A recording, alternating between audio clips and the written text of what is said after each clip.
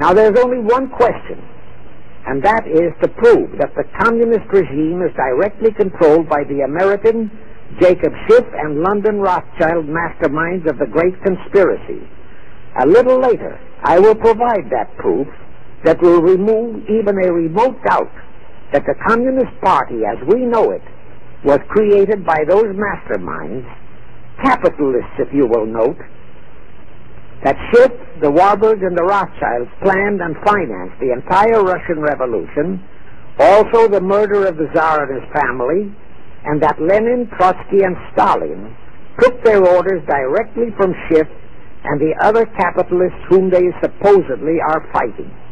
Now can you see why the vile Earl Warren and his equally vile co-Supreme Court justices issued that infamous and treasonous desegregation decision in 1954?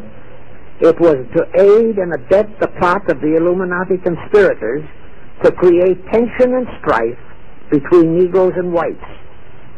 Can you see why the same Earl Warren issued his decision prohibiting Christian prayers and Christmas carols in our schools?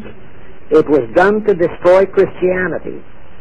Can you see why Eisenhower, despite all the rigid constitutional prohibitions, sent federal troops into a southern state to enforce the desegregation decision?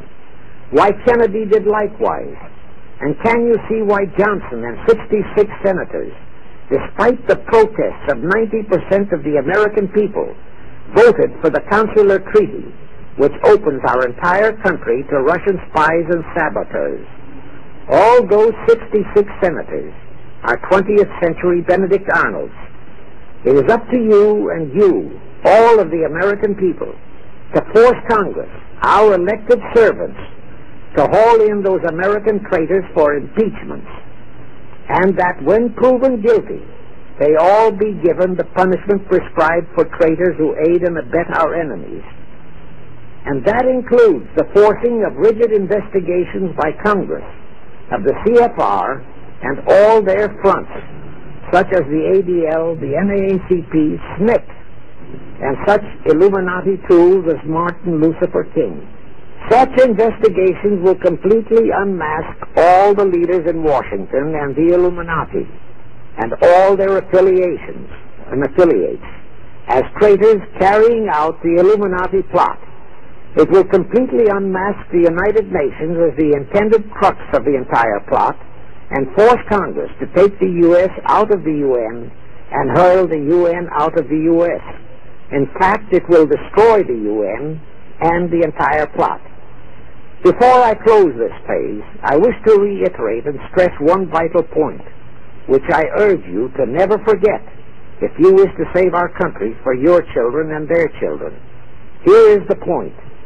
Every unconstitutional and unlawful act committed by Woodrow Wilson, by Franklin Roosevelt, by Truman, Eisenhower, and Kennedy, and are now being committed by Johnson, is exactly in line with the Illuminati conspirators' centuries-old plot outlined by Weishaupt and Albert Pike. Every vicious decision issued by the traitorous Earl Warren and his equally traitorous Supreme Court justices was directly in line with what the Illuminati blueprint required.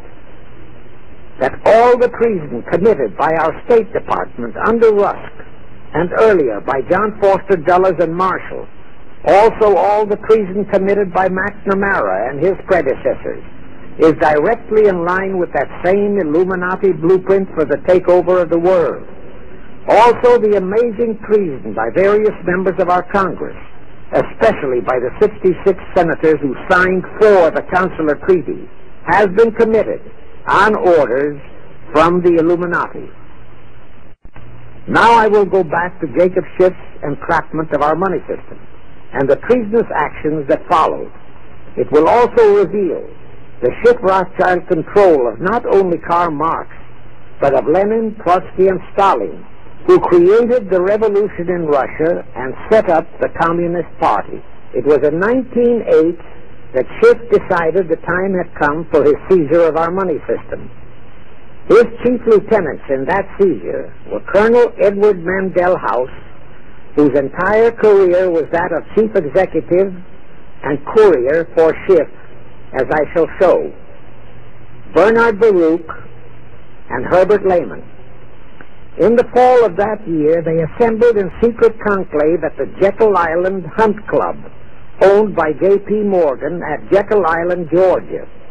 Among those present were J.P. Morgan, John D. Rockefeller, Colonel House, Senator Nelson Aldrich, Schiff, Stillman and Vanderlip of the New York National City Bank, W. and J. Seligman, Eugene Meyer, Bernard Baruch, Herbert Lehman, Paul Warburg, in short, all of the international bankers in America, all of them members of the hierarchy of the Illuminati's great conspiracy.